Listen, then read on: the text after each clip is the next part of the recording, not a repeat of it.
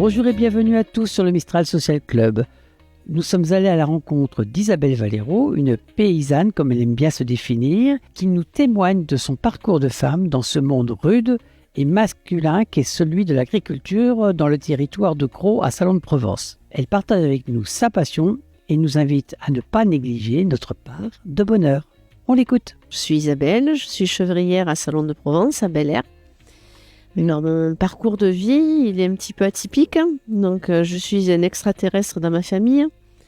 Mes parents ne sont pas agriculteurs. Je ne me suis pas mariée avec un agriculteur, mais je suis agricultrice.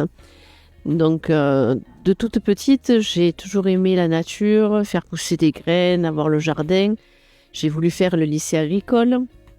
J'ai tanné mes parents quand j'avais 18 ans pour avoir un potager, avoir des poules. Je les ai embarqués dans toutes mes aventures. On avait pris 200 oliviers, on faisait donc la campagne des olives, tout un tas de choses comme ça. Et puis, un jour, j'ai eu l'opportunité d'être prof en lycée agricole. Donc, je n'avais pas pu être agricultrice, donc j'avais pris une autre option, celle d'être prof. Votre famille n'était pas tout agricole. Ah non, rien à voir. Je suis un extraterrestre, ils ne savent pas d'où ça vient. Parlez-nous de votre famille, justement. Elle venait d'où? Elle faisait quoi? Donc, mes parents sont de Lafare-les-Oliviers. Donc, ma mère travaillait à la coopérative vinicole de Lafare et mon père travaillait dans la location de matériel de chantier. Absolument rien à voir. Ah non, rien à voir du tout. Est-ce que vous avez compris pourquoi vous avez eu cette passion déjà toute petite? C'est là, en fait. C'est à l'intérieur de nous et puis ça se développe et puis voilà, c'est quelque chose d'inné, quoi. C'est vraiment particulier. Ou on l'a ou on l'a pas. Cette petite flamme qui fait qu'on a envie d'aller vers la terre, quoi, de faire pousser des choses, d'observer.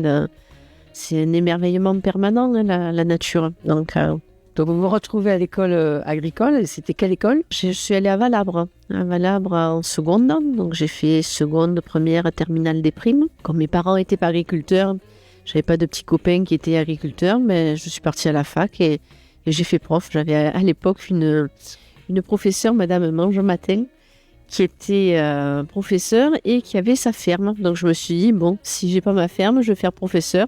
Et puis peut-être qu'un jour, j'aurai ma ferme aussi. C'était mon modèle, cette femme. Donc je suis partie à la fac et la vie m'a proposé l'opportunité de travailler en lycée agricole. Comment ça s'est passé, cette phase de lycée agricole? C'est une phase qui a duré une dizaine d'années. J'étais responsable de la pépinière, donc je m'occupais avec mes élèves de la pépinière. Donc je me régalais. Il était où, ce lycée? Il est à Miramas. Comme le lycée agricole de Miramas. Voilà, le lycée agricole de Miramas, tout à fait. Qu'est-ce qui s'est passé pendant toutes ces années, donc la pépinière? Voilà, oui, j'avais des secondes générales, j'avais des BEP production horticole. Et donc, c'est avec eux, on avait des heures de travaux pratiques et avec eux, on s'occupait de la pépinière sur les heures de travaux pratiques. Donc, je me suis régalée pendant toutes ces années. Et à un moment, il y a un déclic qui se passe. Voilà, tout à fait. À un moment, il y a eu une opportunité. C'est toujours pareil, c'est toujours une histoire d'opportunité qu'on saisit ou pas. Et les terrains du lycée agricole se vendaient puisqu'ils avaient acheté ces terrains en 1975 dans l'espoir que la zone industrielle qui est au sud de la 113 s'étende. Mais les terrains ont été classés Natura 2000. Il n'y avait pas d'espoir pour eux que ces terrains passent un jour à bâtir. Donc, ils ont bien voulu nous céder et nous vendre donc ces parcelles. Alors, quand vous dites nous, c'est avec...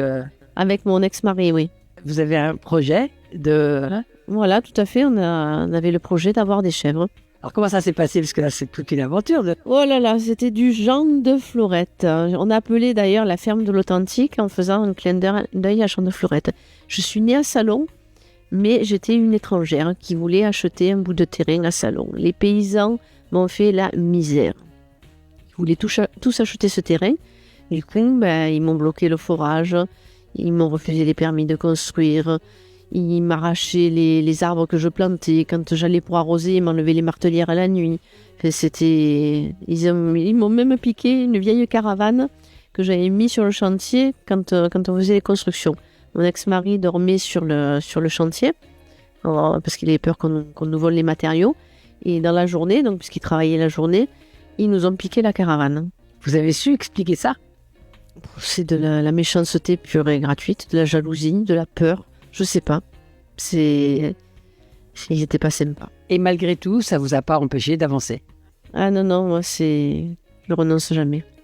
À un moment donné, vous réussissez à implanter la ferme. Oui, tout à fait. Oui, on a fini par aboutir. Donc, on a perdu 2 ans quand même, hein. Pendant les 2 premières années, j'ai élevé les chèvres dans le lycée agricole. Alors, je ne dis pas comme ils étaient contents avec les mouches que ça produit, la litière des chèvres. Donc, oui, on a mis 2 ans pour aboutir. Et l'histoire avec les chèvres, est-ce que ça se faisait ici ou vous n'avez pas pris les moutons, vous avez pris les chèvres? C'est pas pareil. Alors, en fait, quand vous n'êtes pas issu du monde agricole et que vous voulez vous installer, vous n'avez pas 50 solutions. Soit vous faites des poules, soit vous faites des chèvres. Parce qu'en fait, c'est des élevages qui demandent des petites surfaces. On avait juste 6 hectares. Donc, on ne pouvait pas faire avoir des moutons ou autre chose. Donc, on s'est orienté vers les chèvres. Combien de temps ça a pris pour installer l'exploitation d'une manière durable? Ça a mis 5 ans à peu près, avant que ça soit viable. Qu'on arrive à gagner notre vie correctement. Et aujourd'hui, on en est où? Et c'est la 17e année cette année. Donc ça roule, on arrive à avoir 2 demi-journées de repos par semaine, parce que bien sûr au début, on n'a pas de repos, on travaille 7 jours sur 7 et 12 heures par jour.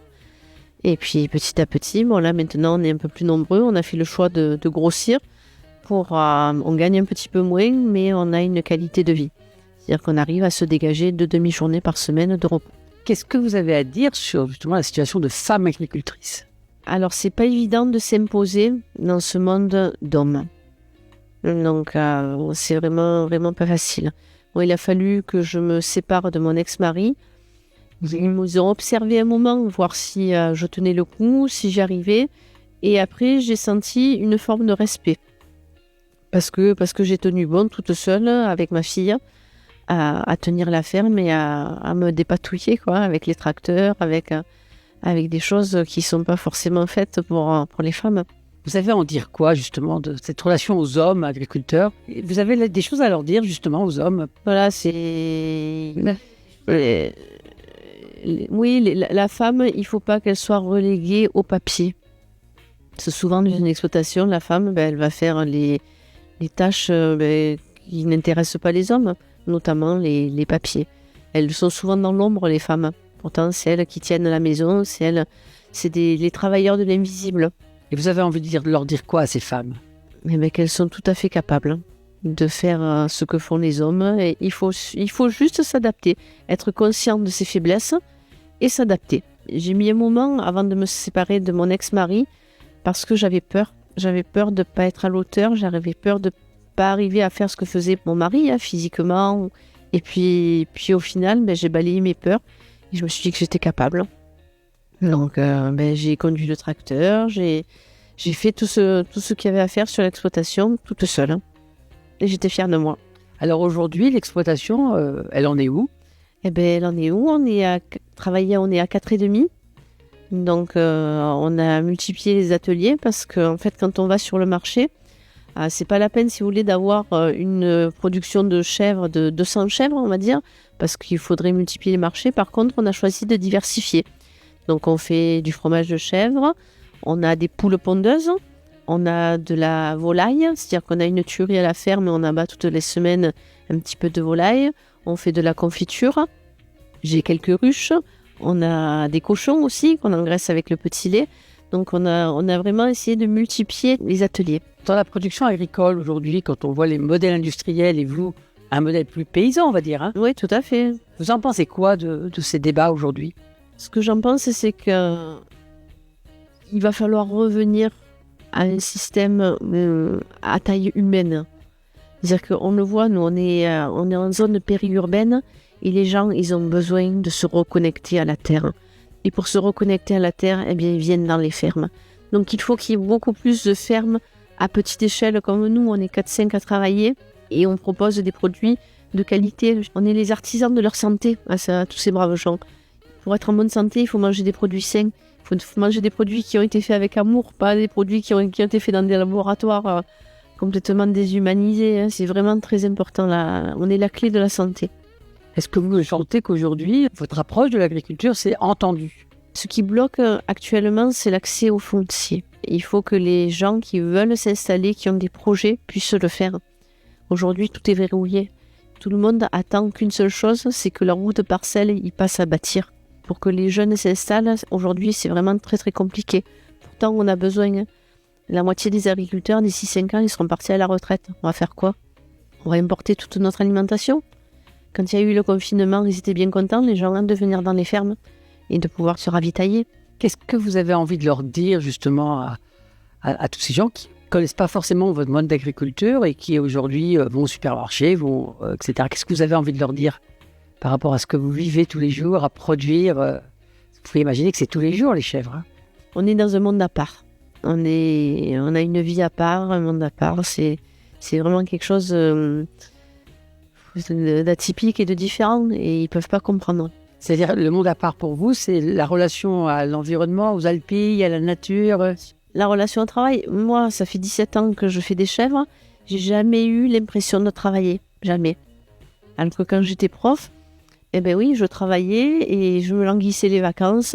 Et le dimanche soir, j'avais la boule au ventre parce que j'avais pas forcément envie d'y retourner le lundi. C'est différent. Là, quand on fait quelque chose qui nous anime, quand on a une passion, eh ben, on ne travaille pas. C'est Confucius qui disait ça.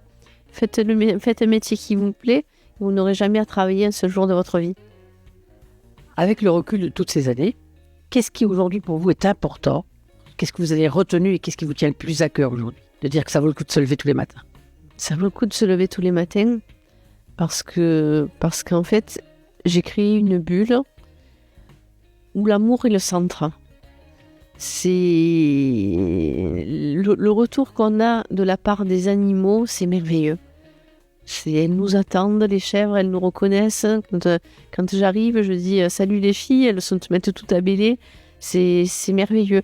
Ensuite, il y a la partie fabrication du fromage, où on fait un produit qui est noble, on s'applique, on est diversifié, on fait quelque chose pour que les gens se régalent. En fait, dans ce métier-là, il y a plusieurs métiers. Vous avez le métier d'éleveur, le métier de fromager et le métier de commerçant. Le métier de commerçant aussi, il est merveilleux, parce que les gens qui viennent à nous, ils viennent pour se faire plaisir. Parce que les fromages sont bons. Et puis on ne vend pas que du fromage quand on va au marché. On vend un sourire, on vend de la gentillesse, c'est un package, on va dire. Donc les gens, ils viennent pour acheter un produit et pour avoir un contact donc, avec la personne qui vend aussi. Vous donnez et vous recevez. J'ai l'impression, c'est bête à dire, mais que je me nourris des gens. C'est que de l'énergie positive. Hein. C'est vraiment très très agréable. C'est un bonheur d'aller au marché tous les jours. Et puis ça fait 17 ans, donc maintenant les gens, on se connaît, quoi. Hein. C'est formidable. Qu'est-ce que vous auriez envie de dire à toutes ces femmes aujourd'hui qui sont en train de chercher, qui se posent des questions? Vous qui avez choisi d'être agricultrice, avec tout ce que vous avez passé, quel message vous avez envie de leur passer? Il faut oser suivre ses rêves. Faites que le rêve dévore votre vie, afin que la vie ne dévore pas votre rêve. Saint-Exupéry. Il faut suivre ses rêves. Il ne faut pas avoir peur. Il faut laisser la peur de côté. La peur, c'est une illusion. C'est juste le mental qui nous empêche d'avancer. Donc, peur de rien. Merci Isabelle pour votre témoignage. Vous pouvez découvrir les autres témoignages de ces héroïnes du quotidien sur le site du Mistral Social Club. Toute l'équipe du Mistral Social Club vous souhaite une bonne journée et vous adresse ses ondes positives. Et bien sûr, si ce podcast vous a plu, n'hésitez pas à le partager autour de vous. À très vite sur le Mistral Social Club.